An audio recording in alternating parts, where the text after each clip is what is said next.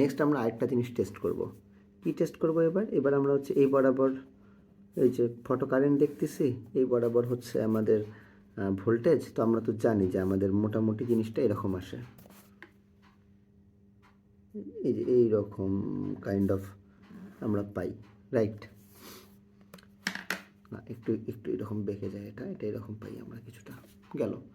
এখন এবার আমরা কি করব, এবার আমরা ইন্টেন্সিটি বাড়ায় দিব, ফ্রিকোয়েন্সি কমাই দিব, দিয়ে দেখবো যে আমাদের গ্রাফিক কীরকম চেঞ্জ হয়। ঠিক আছে, এখন গেস করো কী চেঞ্জ হবে।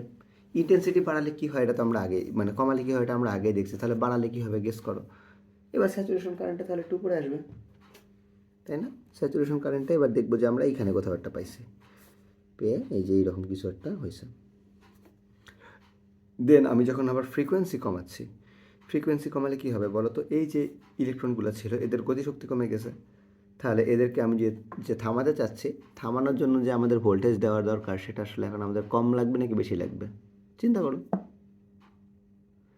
এরা যেহেতু স্লো আসতেছে, এদের ঠেকাতেও আমার আসলে বেশি শক্তি দেওয়া লাগবে না কম শক্তি দেওয়া লাগবে, তার মানে এখন আমি কম ভোল্টেজই স্টপিং ভোল্টেজটা পেয়ে যাব। তো এবার দেখবো যে স্টপিং ভোল্টেজটা সামওয়্যার নিয়ার অ্যাবাউট হেয়ার এখানে পাবো আমরা। তো এটা যদি আমি টানি, এরকম কিছু একটা আসার কথা, তার মানে ইন্টেন্সিটি বাড়ানোর কারণে স্যাচুরেশন কারেন্ট এখন আমরা উপরে পাবো, এবং ফ্রিকোয়েন্সি কমানোর কারণে আমরা স্টপিং ভোল্টেজটা এবার আরেকটু ছোট পাবো। ঠিক আছে, ওকে, নাও লেটস সি যে কী আসে সিমুলেশনে। ওকে, তো আমরা এখানে দুইটা জিনিস চেক করব। একটা হচ্ছে যে যদি আমরা ইন্টেন্সিটি বাড়াই দিই তাহলে আমাদের স্যাচুরেশন কারেন্টটা বাড়ার কথা, আর ফ্রিকোয়েন্সি যখন আমরা কমাই দেবো তখন আমাদের স্টপিং ভোল্টেজটা কমার কথা। ঠিক আছে, তাহলে এই যে দেখো, আমরা হচ্ছে এখন স্যাচুরেশন কারেন্টেই আছি, আগেরটার মতোই 0.120 হয়ে আছে। এখন আমি যদি ইন্টেন্সিটি বাড়াই দিই তাহলে এটা বাড়বে, রাইট? আমাদের এক্সপেকটেশন তো তাই বলে, এই যে বাড়াইলাম, দেখো আমাদের স্যাচুরেশন কারেন্ট কিন্তু বেড়ে গেছে। তো প্রথম জিনিসটা মিলে গেল, না?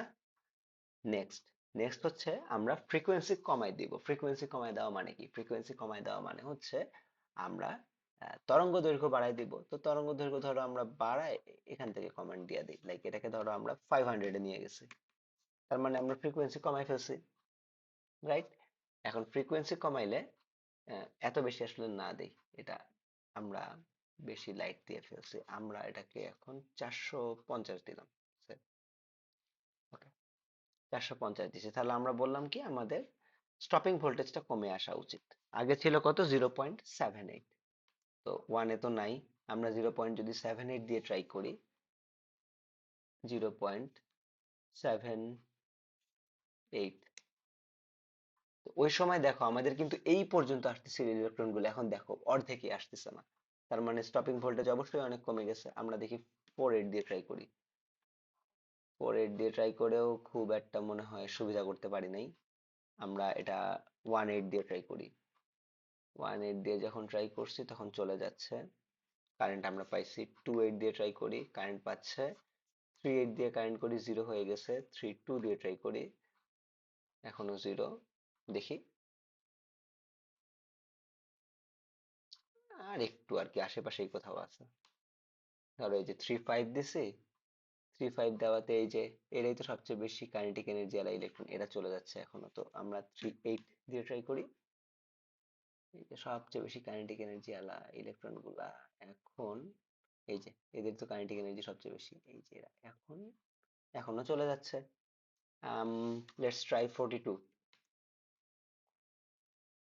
ওকে, যে আসতেছে শক্তিশালী গুলো, এসে এখনো চলে যাচ্ছে।